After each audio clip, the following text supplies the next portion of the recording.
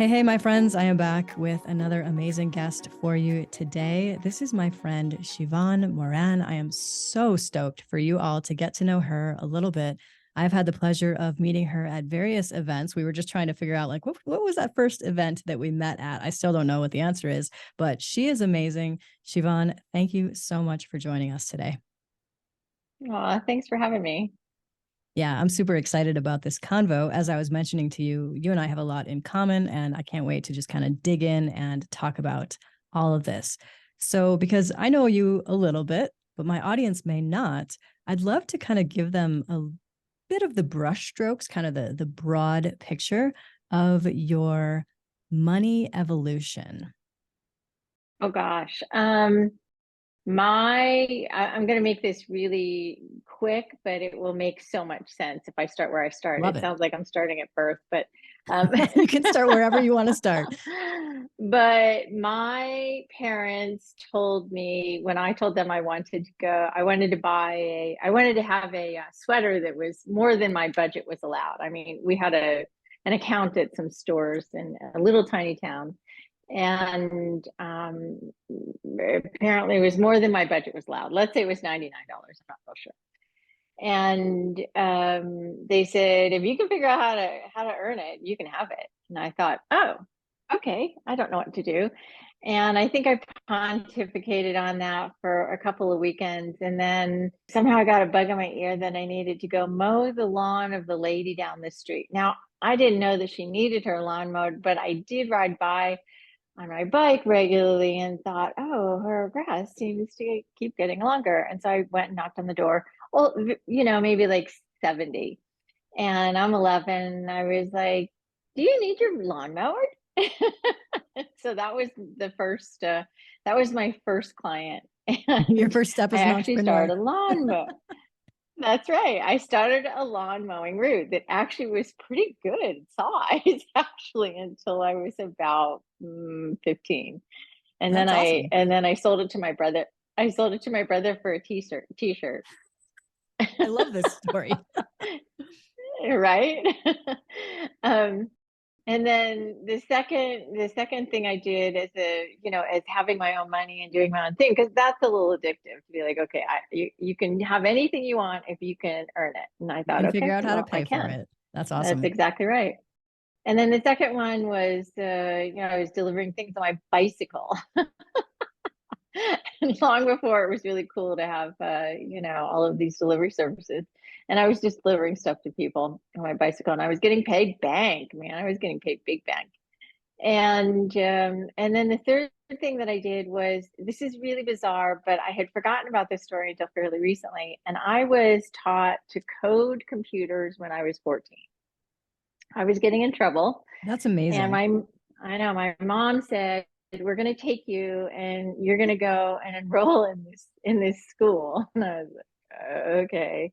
And so I got enrolled in this school. I was good at it. And maybe by the time I was 16, this guy who had these 100 some Arby's franchises, he hired me to come in and do things, coding things, right? And next thing you know, he's making me controller of 100 Arby's back end franchises. And I thought, who gets that at 16? Like, what fool gives a 16-year-old that kind of power, right? And, I mean, truth be told, I was kind of a stoner. So it Oh, was I love like, this story even more now. This is hilarious. I didn't even know these things. right. And so I did all these things, and after I'd been doing the thing with the guy and his RV franchises, I thought, you know what, I'm too young for this. This is not fun. I'm not doing this crap. So I go off to college and do a bunch of things. And I fast forward, I come to California. I work for this guy.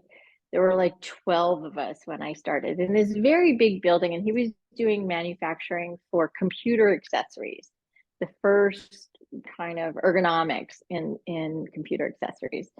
And we grew that to about 140 or 150 million dollars, and we sold that to Rubbermaid. Oh, nice. And I remember thinking, as that whole transaction was happening, I remember thinking, I've got about 18 months before those corporate people do those corporate-y things, and then they're going to like take all my fun away. I remember thinking that, and I thought, I got to get out at 12, and I'm going to find another one of these. Now they're called entrepreneurs. I don't know that it was called that then, but so I did that 4 more times.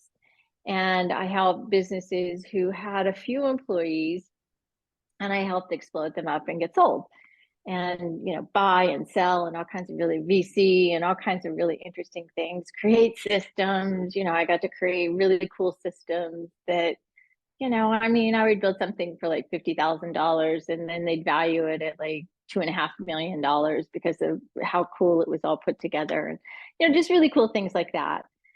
And then I had a big loss in my life, and then I nearly died from blood poisoning.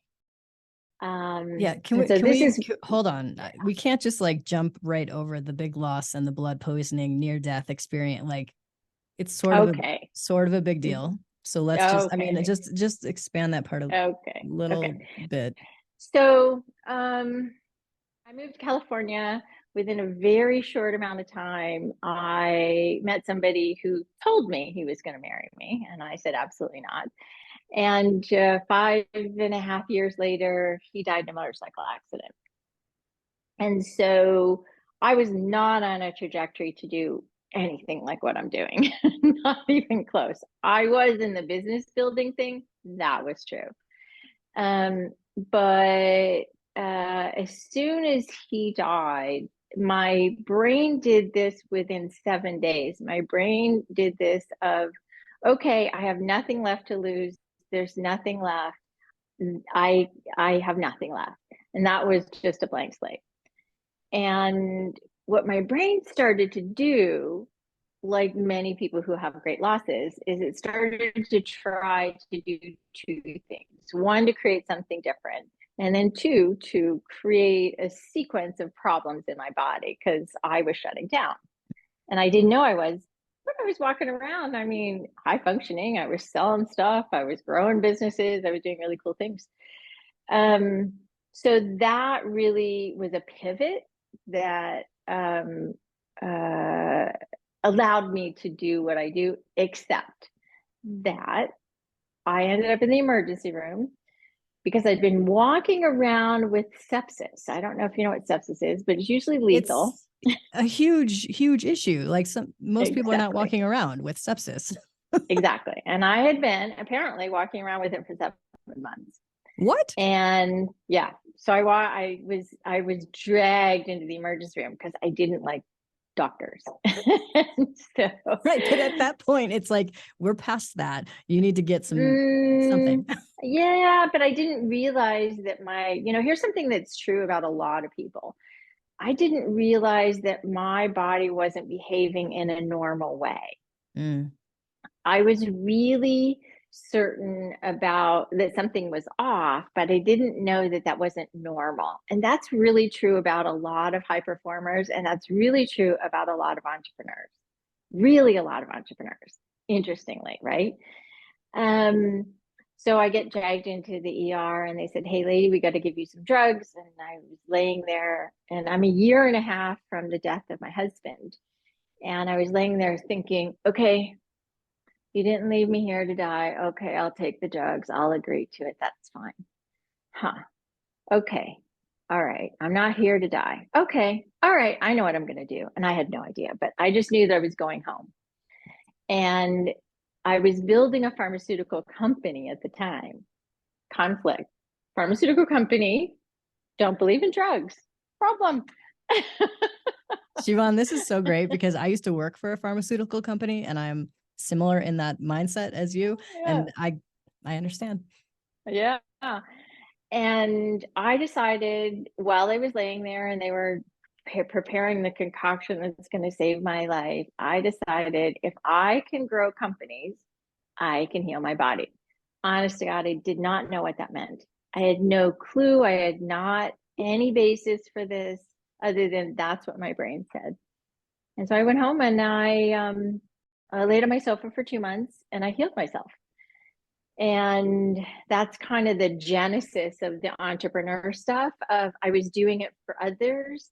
Then I realized that there was something else. And I had this thing of I have nothing left to lose. So I'm going to do whatever I need to do. Yeah, I get that. There's a song by Pink, and there's a lyric in there where she says um something to the effect of like, I've already seen the bottom, so there's Yeah. nothing else left. Like that is. And you have felt that, I have felt that in our losses. And I Yeah. totally understand that. I do need to ask you though about the, Yeah. and then I healed myself. Yeah. Could you let us in on any little Sure. Yeah. hack or whatever? What were you doing to create that Yeah. experience for your body? So the process I went through, if I really and it's easy to look back, right? The process I went through was I was actually decoding my code of how the body works, Of even course though you would do that. right, of course I would do that. And I started thinking about, well, how did I help my salespeople get motivated and go out and break records? How did I get into stores that would never consider anything that we were ever offering? How did I get businesses or how did I get VCs to fund the different businesses? Oh, because they weren't finding anybody, especially a woman. Right. And how did I get, and how did I take these nuggets of an idea and really get them to really blow up into something really wonderful and monumental? And I started to think about, well, this is how you think, right? And then there's this other key thing, and this came from my late husband. And he told me a story that kept ringing in my brain because sepsis is blood poisoning. And that means every cell of your blood is actually lethal and every cell can kill you. And I remember this story he said that happened when he was a kid, that his grandmother took him to the ocean when he had gangrene going up his leg after he'd stepped on something. And she made him stay in the ocean, freezing cold ocean, according to him, all day. And that when he woke up the next day, he didn't have it. Wow. And so my brain thinks ocean, water. Yes, water is important. I was a water geek when I was a kid, meaning I had to drink a lot of water. I didn't drink other things, interestingly, weirdly. Um, and the other thing about water was to take baths with salt long before it was a cool thing to do. And so I started to do all of these things and really just started to rework how the muscles work and how the brain works and how it thinks about something and how energy is. Now, I'm going to say that, how energy is. And I started thinking about how energy is because I heard something on the radio that said, if you understand energy, just this little phrase, if you understand energy, and if you're listening to this, you probably do, which, like, what? Some random phrase. Then if you solve the energy, the body will heal in accordance with the energy. And I started thinking about, well, how did I work energy all my life? I apparently had been thinking about energy since I was a kid and dealing with how people were, how I was sensitive and how I dealt with them in particularly unique ways. And I took all those particularly unique ways and I started applying those to my body and healing. And so that's, it was a long process and it was very minute and intricate. But I decided that, I wasn't just left here to do nothing. I was here for this. I was here to just heal my body and then see what happened. Well, yeah. And then a lot has happened. So let's talk about that. Tell us a little bit about your work now. I love everything that you're doing. I was just scoping your website a little while ago Yeah. and I'm like, yes, yes, and yes. So talk to me Yeah. about your work today. Mm-hmm. Yeah. So that was an evolution of if I can do it for me, then I need to repeat it and make sure that it's repeatable. Scientist, right? It Exactly. has to be repeatable. And so I started one clinic and then two clinics and 3 clinics and 4 clinics and clinics all over. And these are free clinics, by the way. It was free at the time. Make a donation, and we did well. But the point of that was to make sure that it was repeatable, and that obviously there's a market. This is Right. business. I'm a business person.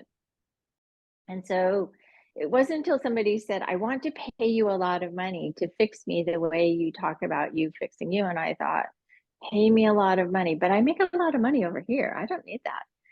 And so what I decided at the time was, anybody who paid me, I was actually going to pay it forward. And,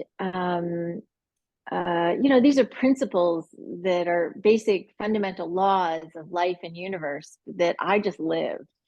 And so that started, and I worked with, over 15,000 people, a lot, apparently. I didn't know that was a lot. I came from building. I know. It's funny when I think about, well, I say 15,000, I'm kind of embarrassed because it's not a lot, because my brain believes 150,000 is a lot. That's kind of hilarious. It's I know. still a lot. It is a lot. I get it. I actually get it. And it wasn't until one of the people in the last few years of me doing that said, do you know that me and my friends come to you? And I was like, you and your friends? I didn't. She was like, oh yeah, we found out because we know you and you all help us because of your shoes. I'm kind of known for shoes. So they figured out they were all working with me because they were like, the long blonde haired lady with the shoes. It's like, okay, that's hilarious. But they all decided that I needed to understand that I was helping them make a lot of money, like millions of dollars. And I thought, she's wanting me to hear this. You have to pay attention. And so I started to look back at all the files of people, and I thought, oh, that is in every single person's story. Even if I was working on their health and their energy, the money always, always became a big factor, a big improvement. And it's when I started to think about, well, healers are amazing.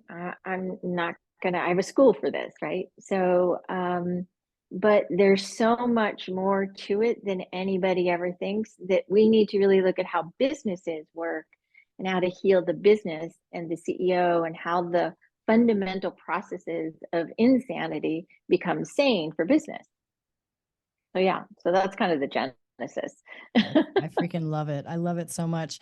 Let me ask you this, because this is something that I ask every single guest on this show, and I'm super curious about your version or your response to this.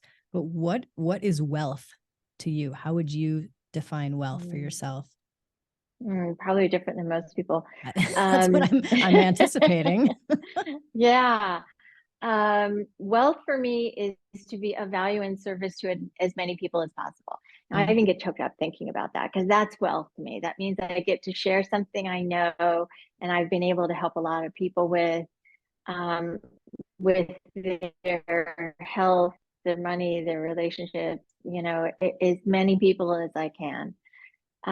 Wealth is being able to think, really think clearly, think deeply, think, and not fall into the traps of the norms of drama and trauma and the dredges of whatever society is going through. Wealth for me is energy. Yeah. How much energy is it that is emanating from me that somebody can get value and benefit from? I was sitting at a mastermind meeting a few days ago. I hadn't seen the guy in about 10 years, and he looked at me and he said, nearly interrupted the room, and he said, Sheevaun, I haven't seen you in 10 years and you don't look a day older. You don't And I was actually, like, since I met you.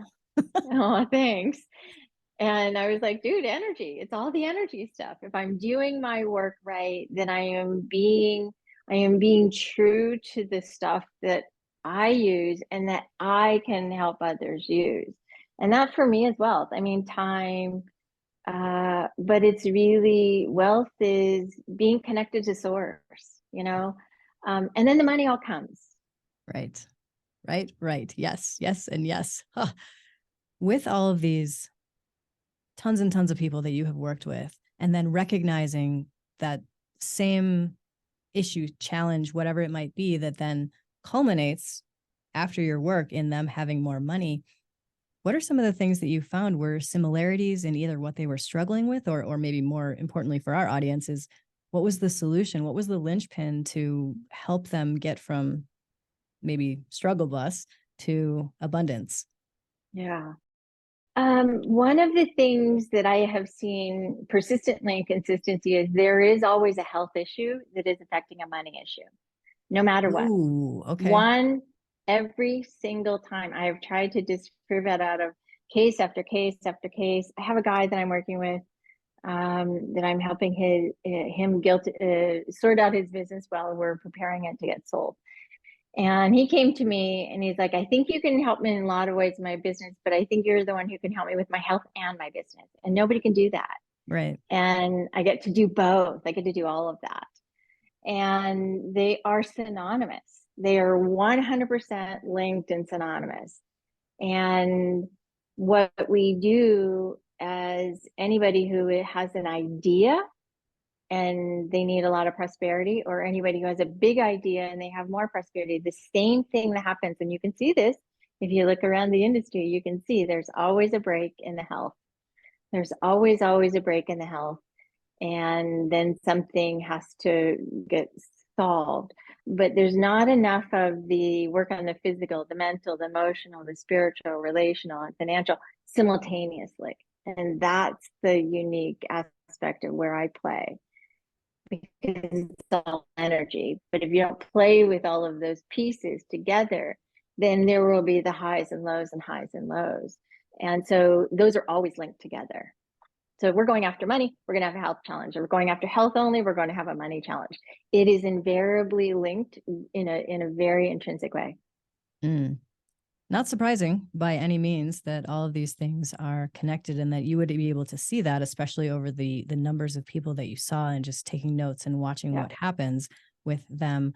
That totally makes sense to me. You know, to me, I call a lot of these people, let's say the more successful people in the industry, rich at work, but broke at heart. It's like outside, exterior, they've got it going on. They're successful. Everybody's like, oh my gosh, I would love to be that person. But then what's going on in their health body or in their health of their relationship? And as you said, it's something that is intricately weaving all of that kind of interior mess. So I appreciate that so much. I have a question for you that I want to walk you through this framework, really to get to know some of the things that you do that maybe our audience might be able to do or replicate to have some of the results that you have had. And it's based on an acronym called HERB, H-E-R-B. So I'll walk you through each part. The H is habits. What are some of your habits that either create productivity, success, whatever, good feelings? What are your habits? Oh, I love that. So I'm always doing something physical. There's always a physical component. Right now I'm into yoga, like overdoing yoga. Overdoing it. For a while I was walking 10 miles a day. For a little while before that, I was riding my bike 24 miles. You know, I was just doing, something extreme, apparently. Something a lot. I mean, I just wanted to, so you talk about wealth. I think you have to have energy from the inside and you have to have energy on the outside. They have to play together. So I wake up really early, and it's not my choice. Weirdly, it's not my choice. As soon as there's light out, my brain says, okay, time to go. Let's go. Chop, chop. It's ready. The day is starting. Exactly. And I have a ritual, no matter where I am in the world, of a particular cup of tea. Doesn't have to be the cup, it just has to be a particular tea. And no matter where I am in the world, it's an anchor. It's an anchor that no matter what I have, it's going to be the catalyst for the beauty of the day. What is this type of tea? Let's see, mighty white tea or something. I don't know, something like that. Nice. It's really just the ritual. It has fragrance. It has all of the senses: the air, earth, water, and fire. It has them all the together heat, in that the one. water. Yep, I get it. Exactly. Exactly. And then of course I do meditation. I do one of the protocols of energy stuff that I do. And I really set the day of looking about what is it that I can make sure I am doing a touchstone on about prosperity. Why? Because most people do it once and try to let it carry them through. Totally. And prosperity has to be about what is something that you're doing to make sure you stay in tune with it and in touch with it. It doesn't have to be a lot, just a little touchstone. And because I teach it, so I believe that if I'm going to teach something, I'm going to be the best example of it as I can. 100%. Can you give a couple examples of maybe what a little touchstone into that prosperity would be? Because I know that I know my audience is going to be like, well, okay, what can I be doing? Yeah. I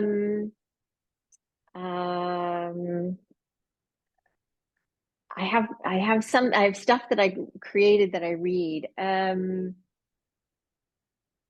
So something it would be like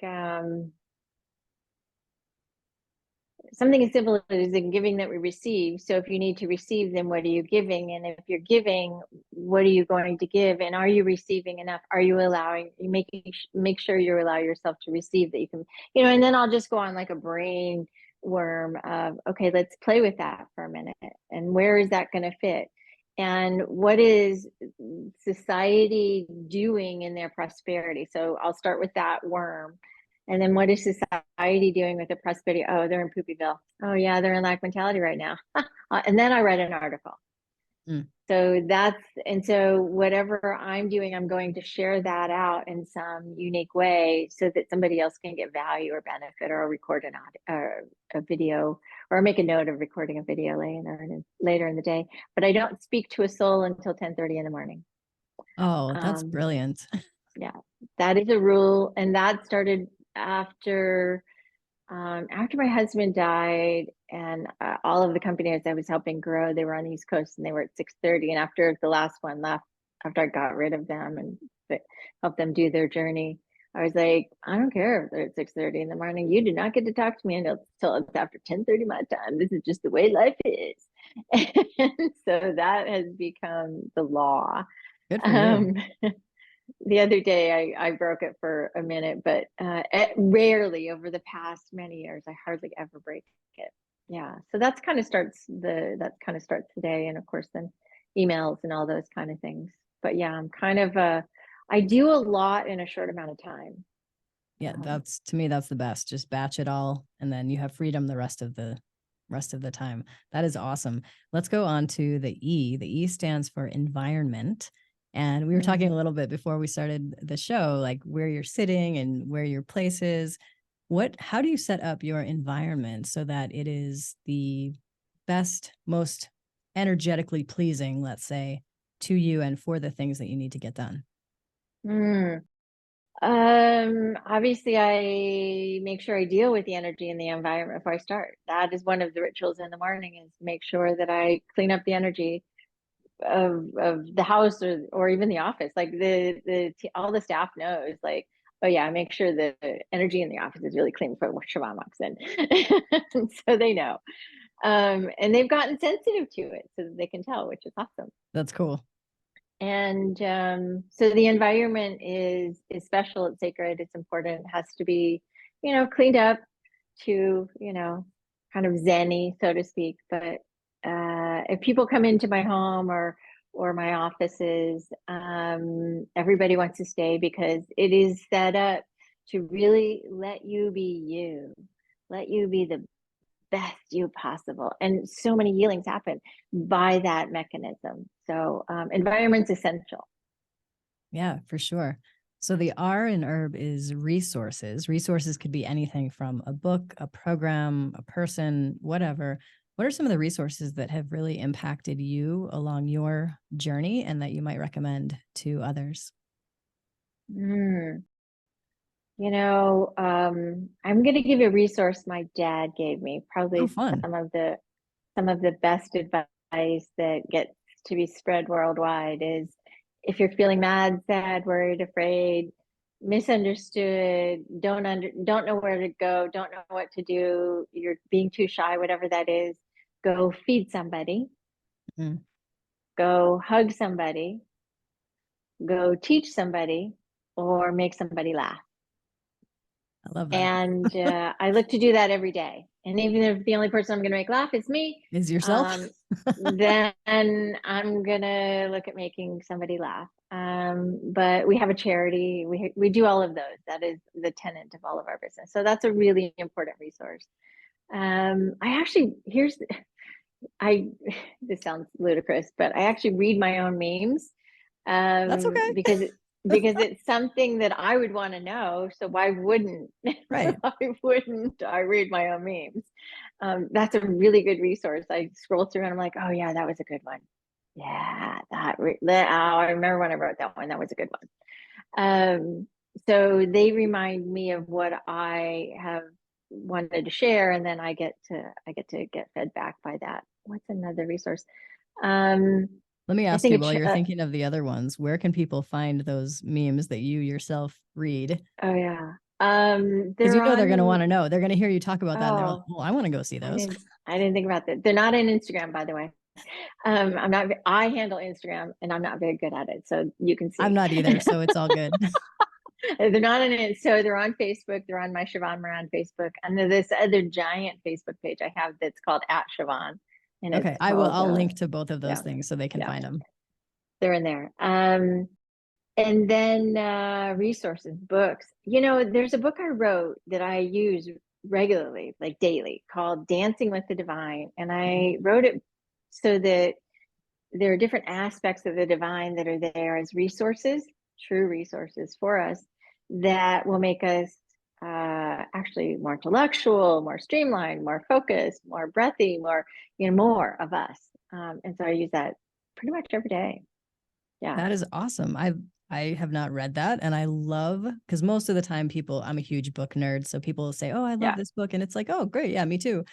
But I haven't read that one, so thank you for a Yeah. Oh, new you're resource. I'm welcome. excited to read I that. don't read I don't read a lot of books. I really focus on a couple, and it's really interesting that I only focus on a couple that are really deep and I can keep going back to. People say, "Oh, have you read this?" And I'm like, "No, Well, no, I just there's that really, conversation of like there's breadth and then there's depth. yeah, So I'm in the either, depths." yeah, for sure. That's awesome. So moving on to the B in herb, this is the last part. It stands for Mm, beliefs. What are some of your mm, beliefs or world views that have really helped establish everything that you have created in your life, or even just the way in which you feel on a day-to-day basis? mm. One of the beliefs is you get to choose. You get to choose where you're going. Yes, yes. You get to choose who you're being. You get to choose anything you want. And we are too deficient in our choice power. I was talking with my daughter Yes, about I this love last that. last night, and I was like, "Listen, you get to choose."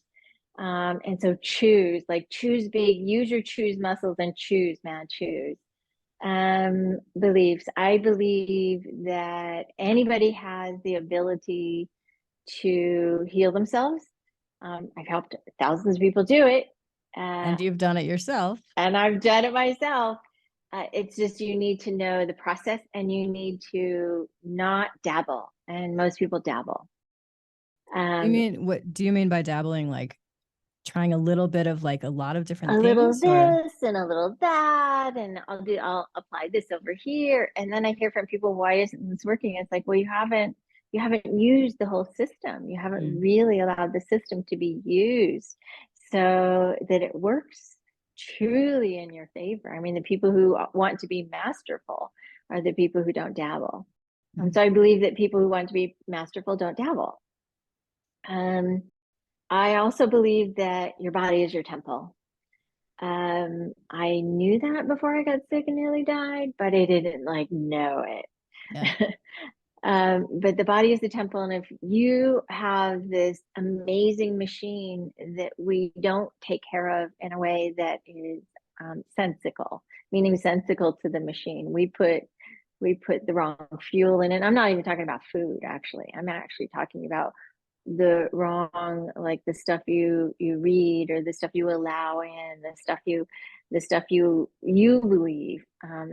And I believe everybody needs to release the rigidity every day. Rigidity release every day, because we as humans like comfort, and Yes. we like to get set in our ways. And Yes. rigidity is one of the most challenging things for humans to let go of. How do And I you work on that. let it go? How do you release it? Exactly, right? So there's a really cool thing that yogis teach, that the ancient yogis used to teach, is you can bend as far as your mind will let you go. So if you bend and then you decide to, let's just say these words, I'm going to be 1%. Now, most people want to do more than 1%, but trust me, Right. 1% is fine. I'm going to be 1% less rigid. And then you bend back again, or you bend again, and you will be less, you will bend further and further and further. So if you are not doing something on a regular basis to move your body to be less rigid, your mind will still continue to be rigid. So the mind and the body and the rigidity actually go hand in hand. We do this in our business. We get really rigid about a thing, right?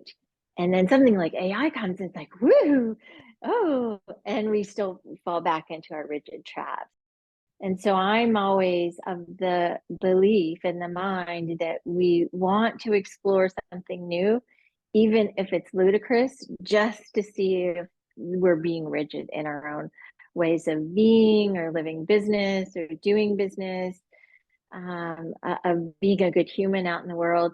Are we being rigid in who we say yes to and who we say no to?